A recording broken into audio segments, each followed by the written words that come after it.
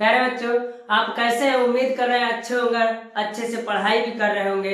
जैसा कि आज मैं जीव विज्ञान का महत्वपूर्ण प्रश्न लेकर के आया हूं और इससे पहले मैंने पार्ट 1 करके आपको दिया था। पार्ट 1 जो था आपका, उसमें हमने आपको पार्ट 1 यानी अध्याय 1 से लेकर के 3 तक, अध्याय 3 तक महत्वपूर्ण प्रश्न दिए थे। आज हम आपको अध्याय 4 और 5 का महत्वपूर्ण प्रश्न बताएंगे जो आपको पार्ट 2 में मिलेगा। मैं आपको बता दूं, इससे संबंधित जितने मैं क्वेश्चन बताऊंगा, जितना क्वेश्चन मैं बताऊंगा उससे ही क्वेश्चन आपको बोर्ड पेपर में पूछेंगे और इसलिए यह क्वेश्चन आपको बोर्ड पेपर के लिए बहुत महत्वपूर्ण होने वाला है। इसलिए मैं आपके लिए बायोलॉजी का महत्वपूर्ण प्रश्न लेकर के आया हूं। तो आइए देखते हैं अध्याय 4 का महत्वपूर्ण प्रश्न क्या कह रहा है। तो पहला क्वेश्चन कर रहा है, संकर पूर्वज संकरण तथा परीक्षण संकरण से आप क्या समझते हैं, समझाइए। तो संकर पूर्वज संकरण तथा परीक्षण संकरण से आप क्या समझते हैं, इसको समझाइए। अगला कह रहा है, अपूर्ण प्रभाविता पर टिप्पणी लिखिए। अपूर्ण प्रभाविता का टिप्पणी लिखिए कि क्या होता है प्रभाविता और अप्रभाविता, इस दोनों को पढ़ लीजिएगा। अगला कह रहा है, जीनोटाइप एवं फिनोटाइप से आप क्या समझते हैं, समझाइए। तो जीनोटाइप क्या होता है और फिनोटाइप क्या होता है, इस चीज को क्या कीजिएगा, समझाइएगा। अगर हम कहें अगला क्वेश्चन जो करें सब इजी है, तो हम कहते हैं कि अगर अगला क्वेश्चन कहे तो मेंडल के नियमों की व्याख्या कीजिए। तो मेंडल के नियम को क्या करना है, व्याख्या करना है। तो मैं आपको बता दूं, मेंडल ने अपने 3 नियम दिए, प्रभाविता का नियम, पृथक्करण का नियम, स्वतंत्र अपव्यूहन का नियम। तो ये डायरेक्ट कहा है मेंडल का नियम। तो मेंडल का नियम जब पूछ देगा तो आप उसमें तीनों का वर्णन कीजिएगा।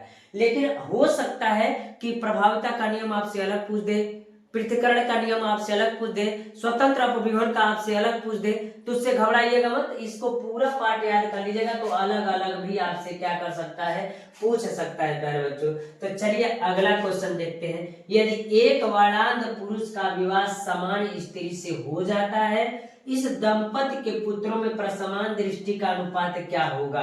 अगर हम कह दे कि अगर किसी भी वर्णांध पुरुष का विवाह समान स्त्री से क्या हो जाता है, वर्णांध पुरुष और समान स्त्री से क्या हो जाता है, विवाह हो जाता है, तो उस स्थिति में जो पुत्र अगर प्राप्त होंगे, संतान जो उत्पन्न होगा वो कैसा होगा। तो हम आपको बता देना चाहते हैं कि रोग किसी में नहीं होगा, लेकिन पुत्रियां उसकी क्या होंगी, वाहक होंगी। यानी रोगग्रस्त तो कोई नहीं होगा, लेकिन पुत्रियां क्या होंगी, रोग वाहक होंगी। तो इस प्रकार हम कह सकते हैं कि दृष्टि से क्या होगा उन पर प्रभाव। ये क्वेश्चन इंपॉर्टेंट पूछता है, कभी कभी कह देगा कि वर्णांध पुरुष है और कभी कह देगा वर्णांध महिला है, उनका विवाह कर दे। इससे आप समझिएगा क्या कह रहा है ये क्वेश्चन। लिंग संलग्न लक्षण से आप क्या समझते हैं, मनुष्यों में किन्हीं 2 लिंग संलग्न लक्षणों की वंशागत वर्णन रेखा चित्रों की सहायता से कीजिए। लिंग संलग्न लक्षण से आप क्या समझते हैं, यानी लिंग संलग्न लक्षण से आप क्या समझते हैं। और कह रहा है 2 लिंग संलग्न लक्षणों की वंशागत का वर्णन कीजिए। जो वंशागत चलता रहता है, लिंग गुणसूत्रों से होता है। चलते हैं अगला कह रहा है, लिंग निर्धारण क्या है, पक्षियों तथा मधुमक्खियों में लिंग निर्धारण समझाइए। लिंग निर्धारण क्या होता है, पक्षियों तथा मधुमक्खियों में लिंग निर्धारण को समझाइए।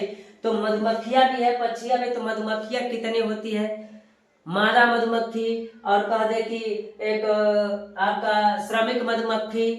तो इस प्रकार आप पढ़ सकते 3 प्रकार की मधुमक्खियां होती है। तो हम कह सकते हैं 3 प्रकार कौन कौन होते हैं। तो चलते हम उसको आपको बताते हैं। तो हम कह सकते हैं कि कितने होते हैं। तो हम कह सकते हैं रानी मधुमक्खी और इसी को मादा मधुमक्खी भी कहते हैं। और एक क्या होती है, नर मधुमक्खी। और जो सबसे मुख्य कह दे तो श्रमिक मधुमक्खी।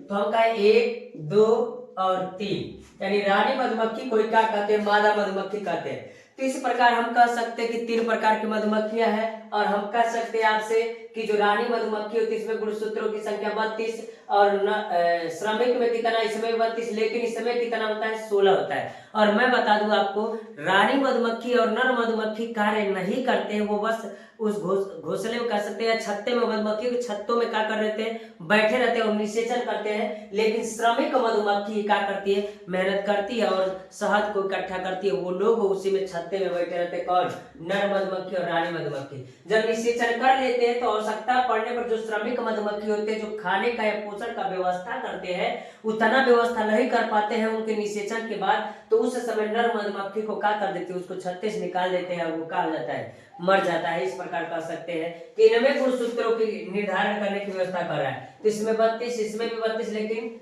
इसमें 32, लेकिन नर में कितना, तो नर में 16 होता है। इसको अच्छे से आप देख लीजिएगा, आसानी से समझ में आएगा।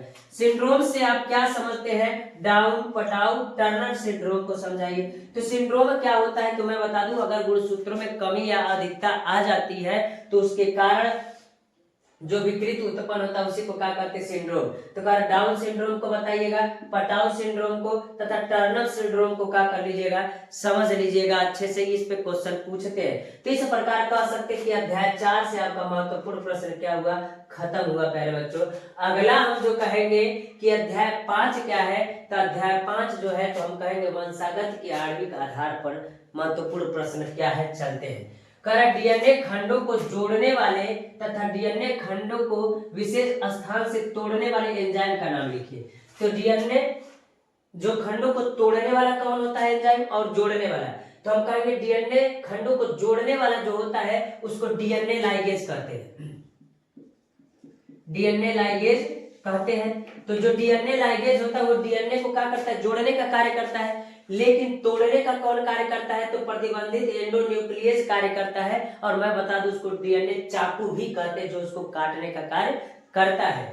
अगला क्वेश्चन देखिए, आरएनए की संरचना तथा यह कितने प्रकार के होते हैं, ये भी इंपॉर्टेंट क्वेश्चन है कि आरएनए की संरचना को बनाइए, एक कुंडली संरचना बनता है, संरचना बनाइए तथा ये कितने प्रकार के होते हैं, टी आरएनए, एमआरएनए, आरआरएनए, ये सब चीज का कर लीजिएगा, पढ़ लीजिएगा कितने प्रकार के, सबके कार्यों को समझ लीजिएगा। अगला कह रहा है अनुवांशिकता कूट क्या, अनुवांशिकता कूट में पाए जाने वाले समापन और समारंभन गुणांक को समझाइए, ये भी आपका इंपॉर्टेंट क्वेश्चन है। जो अनुवांशिक कूट है, अनुवांशिक कोडान भी पूछ सकता है, अनुवांशिक कूट भी पूछ सकता है, तो आप घबराइएगा मत, इस क्वेश्चन का जवाब दे सकते हैं। हम कह सकते हैं जो डीएनए अनुवांशिक कूट होते हैं, जो जिसमें डीएनए पाए जाते हैं वो किस प्रकार एक क्रम में जुड़े रहते हैं, उसी को क्या कहते हैं, अनुवांशिक कूट कहते हैं। तो समापन भी कोडान अलग होता है, समारंभन भी होता है, इस क्वेश्चन को भी आप क्या कर लीजिएगा, देख लीजिएगा।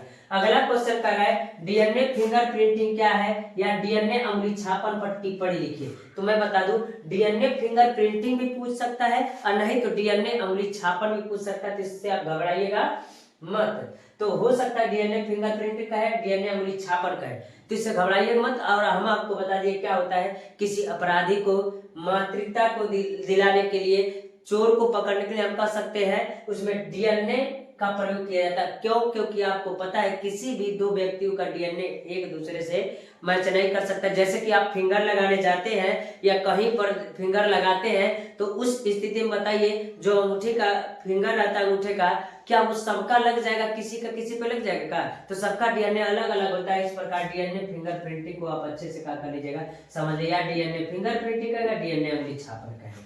अगला कार्य डीएनए की संरचना का सचित्र वर्णन कीजिए। डीएनए का द्विकुंडली संरचना पढ़िएगा क्या होता है, तो उस संरचना को बताइएगा तथा आरएनए में अंतर भी स्पष्ट कीजिए। यानी डीएनए और आरएनए में अंतर भी क्या कीजिएगा, स्पष्ट कीजिएगा। यानी डीएनए आरएनए में अंतर और डीएनए की संरचना का विवरण करने के लिए कह रहा है। अगला कह रहा है न्यूक्लियोसाइड तथा न्यूक्लियोटाइड में अंतर स्पष्ट कीजिए। तो न्यूक्लियोसाइड और न्यूक्लियोटाइड में अंतर भी आप क्या कर दीजिएगा, स्पष्ट कर दीजिएगा। ये सब इंपॉर्टेंट क्वेश्चन है जितने भी हम आपको दे रहे हैं। अगर इससे पढ़ लेंगे इतना क्वेश्चन इस चैप्टर से, तो फिर आपको कोई नहीं रोक सकता है बोर्ड पेपर में अच्छे अंक प्राप्त करने से। तो अगला कह रहा है कि डीएनए तथा आरएनए का पूरा नाम बताइए। डीएनए डीऑक्सीराइबोज न्यूक्लिक अम्ल, आरएनए राइबोज न्यूक्लिक अम्ल का पूरा नाम हो गया।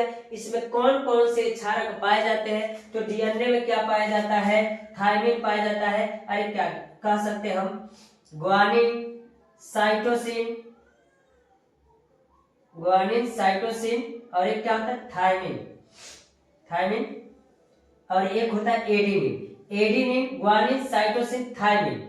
और इसमें क्या होता है, एडेनिन, ग्वानिन, साइटोसिन तीनों दोनों में समान होता है, बस इसके जगह पर क्या होता है आपका यूरेसिल हो जाता है। अंतर यही होता है, यानी 4 क्षारक पाए जाते हैं डीएनए में भी आरएनए में। तो हम कह सकते हैं डीएनए जो होता है उसमें पाया जाता है एडेनिन, ग्वानिन, साइटोसिन, थायमिन पाया जाता है। तो आरएनए में कह सकते हैं एडेनिन, ग्वानिन, साइटोसिन और यूरेसिल पाया जाता है। अंतर सिर्फ इतना रहता है कि डीएनए में थायमिन पाया जाता है और आरएनए में क्या पाया जाता है, यूरेसिल पाया जाता है। इस प्रकार प्यारे बच्चों आपका अध्याय 4 और 5 का महत्वपूर्ण प्रश्न हो गया। इससे बाहर से नहीं पूछेगा और यह पार्ट 2 वाला वीडियो है और इससे पहले पार्ट 1 दिए हैं। हम उम्मीद कर रहे हैं कि आप पार्ट 1 को पढ़ चुके होंगे। उसको पढ़ने के बाद इस क्वेश्चन को तैयार कर लीजिएगा। इतना तैयार करने के बाद बोर्ड पेपर में आपको कोई समस्या नहीं आएगा प्यारे बच्चों। आज के लिए इतना रहने देते हैं, धन्यवाद।